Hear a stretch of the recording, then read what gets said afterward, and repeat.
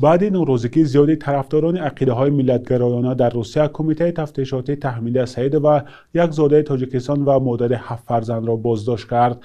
اول ماه ژانویه مقامات شهری میتیش این زن زاده تاجیکستان و شهروند روسیه را با 24 میلیون روبل کمک پولی برای خریدن منزل قدردانی کردند.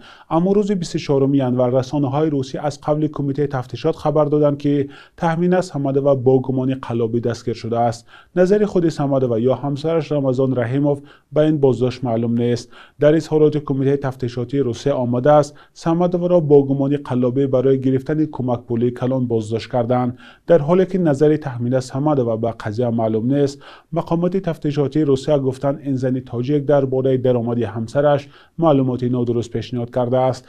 در اظهارات کمیته تفتیشاتی روسیه آمده است سمدوو معلومات داده است که در یک خانه 13 نفر زندگی میکنند، اما در اصل برادر و 2 فرزند نابالغ او که در خانه او ثبت شدند در تاجیکستان زندگی. سلام دوستان، سنجش شناسنامه خارجی یعنی که زگرم پاسپورت برای شما مشکل شده است و شما نمیتوانید در کجا چطور بسنجید.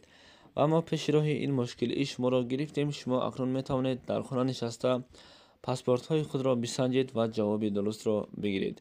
تنها با طریق واتساپ با این برادر صحبت کنید. این برادر بر شما چیزی گفت همان کار را بکنید. البته جواب پوره و عمیق به شما روان میکنند و امروزها هم ای کار را رایگان نمی شود کرد، یعنی که اینها حق کاریشان را نیز میگیرند.